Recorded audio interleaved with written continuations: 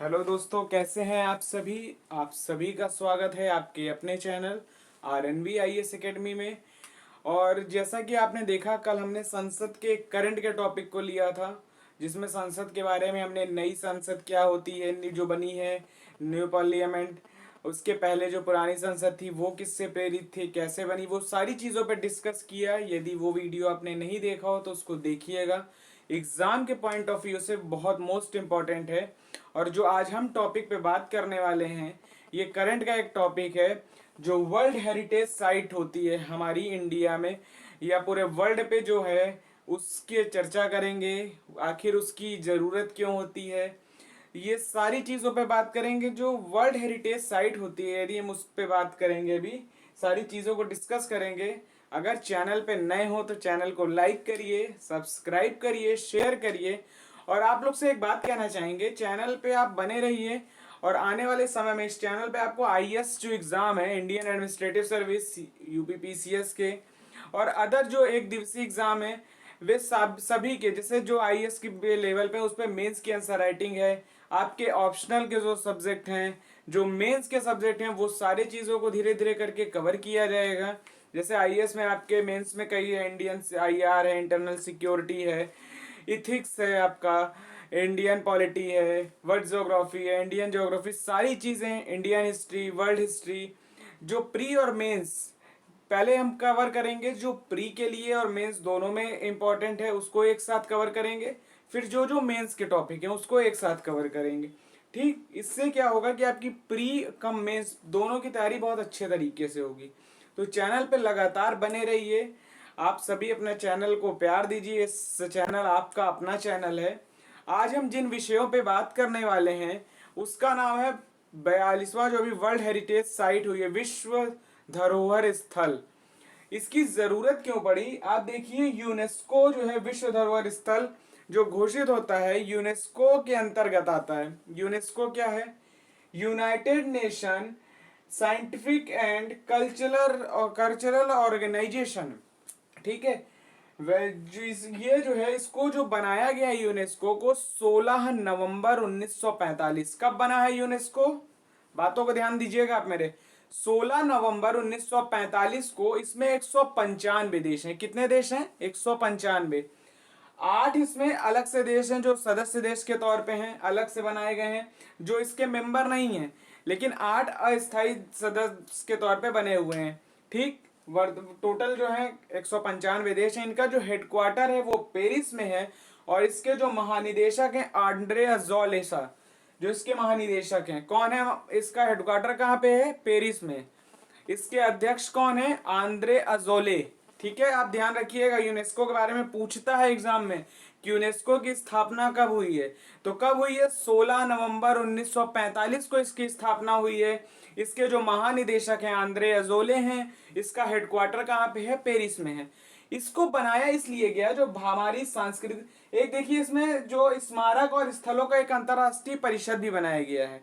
ठीक है, वो यूनेस्को के बाद जो एक बना है 18 अप्रैल 1982 को, ये भी बनाया गया है। ठीक है, साथ ही इसको बनाने की जरूरत इसलिए पड़ी ताकि जो हमारी सांस्कृतिक है, सांस्कृतिक जो धरोहरें हैं उनका संरक्षण किया जा सके, प्राकृतिक जो स्थल हैं उनका संरक्षण किया जा सके। जो मिश्रित स्थल है, इनकी 3 कैटेगरी बनाई गई है: सांस्कृतिक स्थल, प्राकृतिक स्थल और मिश्रित स्थल। फिर से सुनिएगा बात को, इसमें 3 कैटेगरी बनाई गई है। कौन कौन सी बनाई गई है?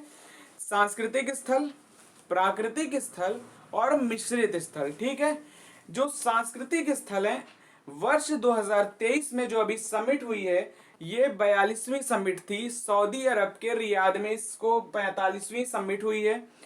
इसमें क्या हुआ है कि जो भारत की 42वीं विश्व धरोहर स्थल है, जो होयसल मंदिर है, आप देखिए कर्नाटक में पड़ता है, इनको विश्व धरोहर स्थल, वर्ल्ड हेरिटेज साइट का दर्जा मिला है। आप सुनिएगा ध्यान से, होयसल मंदिर जो इतिहास में आपने पढ़ा होगा, विश्व विरासत स्थल के तौर पे, विश्व हेरिटेज जो साइट है, विश्व धरोहर स्थल, उसके तहत इसको दर्जा मिल गया है। तो ये जो है सांस्कृतिक श्रेणी में है। किस श्रेणी में है?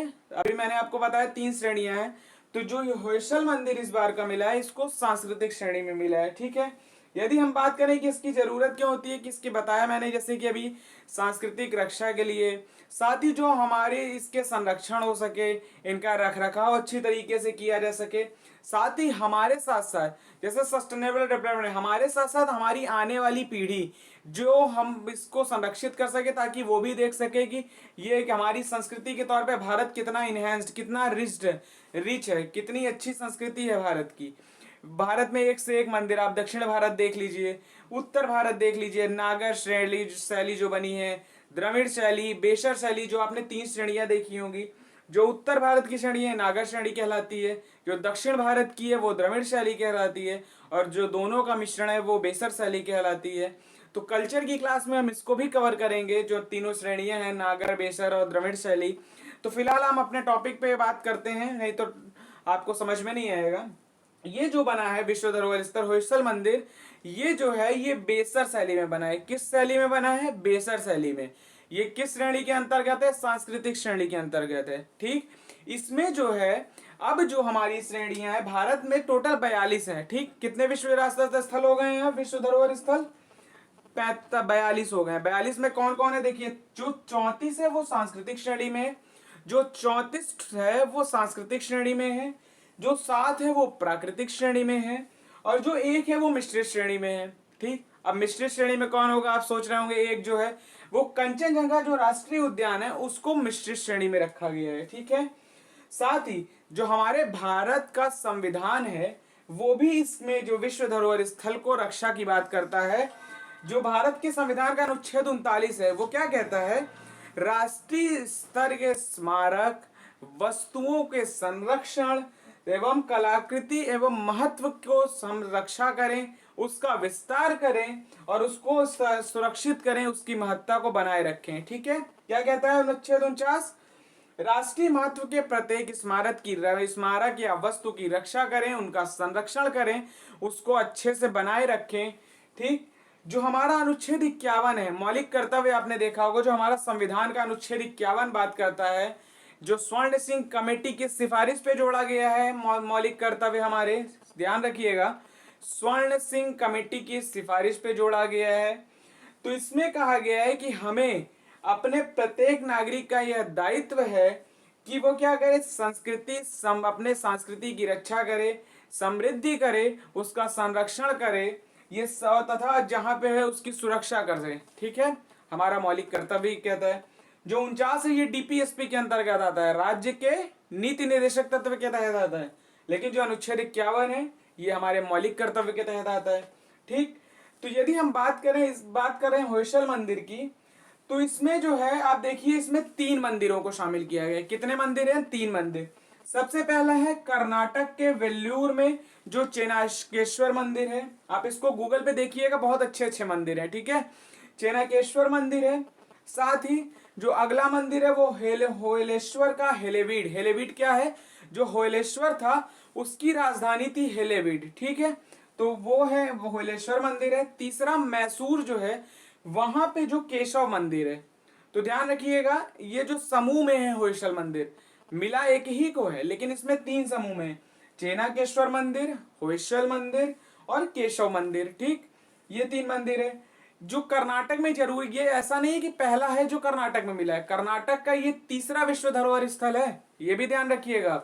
सबसे पहले जो मिला है पलक्कड़ को, फिर उसके बाद हम्पी को मिला है जो कर्नाटक में है, आपने देखा होगा बहुत फेमस मंदिर है।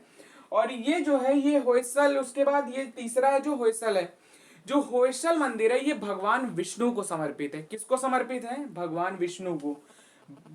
इसको जो है जो होयसल मंदिर है इसे 15 अप्रैल वर्ष 2014 को इसको अस्थायी श्रेणी में जो है रखा गया था, लेकिन अभी जो सऊदी अरब की राजधानी रियाद हुई में समिट हुई है वहां पे इसको स्थायी रूप से दर्जा मिल गया। ठीक,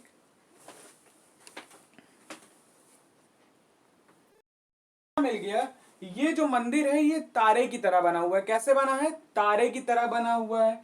इसका जो निर्माण है विष्णुवर्धन जो होयसल वंश के राजा थे, उन्होंने 1611 ईस्वी में कराया था, जब उन्होंने चोलों को पराजित किया था, उसके विजय के उपलक्ष्य में इसको बनवाया था। साथ ही जो हमारा 41वां है ये 42वां था। इसके पहले जो रमप्पा मंदिर है आपने देखा होगा, आंध्र प्रदेश में जो है रामप्पा मंदिर, उनको शामिल किया गया था। उसके बाद ये अब होयसल मंदिर है, इसमें 3 है, चेनाकेश्वर, होयसल, जो हेलेविडे और केशव मंदिर। इसकी जरूरत क्यों पड़ती है? हमारी संस्कृति को बढ़ावा दिया जा सके, पर्यटन हमारा बढ़ सके। जब ये वैश्विक स्तर पे चर्चा होगी तो लोग इसके बारे में जानेंगे, यहाँ आएंगे, पर्यटन बढ़ावा दे। जब पर्यटन बढ़ेगा तो हमारे रोजगार बढ़ेंगे, हमारी इकोनॉमी बढ़ेगी। साथ ही जो हमारे स्थानीय स्तर पे जो लोग काम करने वाले वर्कर हैं उनका सामाजिक रूप से उत्थान होगा। साथ ही साथ पुरातात्विक मूर्तियां एवं स्मारकों का संरक्षण किया जा सकेगा। इन सभी पहलुओं को देखते हुए इसको बनाया गया है। किस लिए? ताकि सारी चीजें हो सकें, हम अपने प्रकृति, सांस्कृतिक और मिश्रित जो ये स्थल है इनके बारे में जान सकें। यदि हम विश्व में बात करें तो नंबर 1 पे इटली आता है, उसके पास 58 धरोहर स्थल है। कितनी है? 58। सेकेंड नंबर पे यदि हम बात करें तो चाइना है, 56। यदि हम बात करें थर्ड नंबर पे तो जर्मनी आता है जिसके पास 51 स्थल है। फ्रांस के पास 59 है, स्पेन के पास 59 है और भारत के पास 42 स्थल है। ठीक है, तो ये था आपका टॉपिक। आपने देखा मैंने पूरी चीजें बताई। जो समिट हुई थी ये 45वीं हुई थी। सांस्कृतिक श्रेणी में इसको दर्जा मिला हुआ है। हमारे संविधान में जो डीपीएसपी है और संविधान का जो मौलिक कर्तव्य है तो उसमें भी इसकी बात की गई, इसकी रक्षा की जा सके। जो वर्तमान में साइट हैं 42 है, जिसमें 34 सांस्कृतिक है, 7 प्राकृतिक है, 1 मिश्रित है। जो मिश्रित है वो कंचनजंगा राष्ट्रीय उद्यान है। ठीक, मैंने इसके जरूरत बताई, पर्यटन बढ़ सके, संस्कृति बढ़ सके, रोजगार बढ़ सके और जो हमारी संरक्षण है लोगों कल्चर, ताकि हमारी संस्कृति का विस्तार हो सके, वो सारी चीजें हो सकें। यूनेस्को की स्थापना मैंने बताया 16 नवंबर 1945 को हुई। हेडक्वार्टर पेरिस में है इसका। इसके अध्यक्ष आंद्रे अजोले हैं। तो ये था आपका टॉपिक। अगली क्लास में आपका संविधान में बहुत तेजी से कवर करूंगा। अनुच्छेद 80 से लेके पूरा आपका 100 तक इधर कंप्लीट कर दिया जाएगा। फिर नेक्स्ट क्लास में विद इन लगभग 20 डेज में आपके पूरे कॉन्स्टिट्यूशन को खत्म कर देंगे। उसके साथ ही नया सब्जेक्ट आपका शुरू होगा। अगर आप लोग चाहेंगे तो इंडियन ज्योग्राफी या वर्ल्ड ज्योग्राफी जो आप कहेंगे उसको मैपिंग के साथ बकायदे बहुत अच्छे तरीके से कवर किया जाएगा। तो आप चैनल को लाइक करिए, सब्सक्राइब करिए, चैनल के साथ बने रहिए। तो अगले वीडियो में मुलाकात होगी आप सभी से। तब तक के लिए बहुत बहुत शुक्रिया, आभार आप सभी का। जय हिंद, जय भारत, थैंक यू।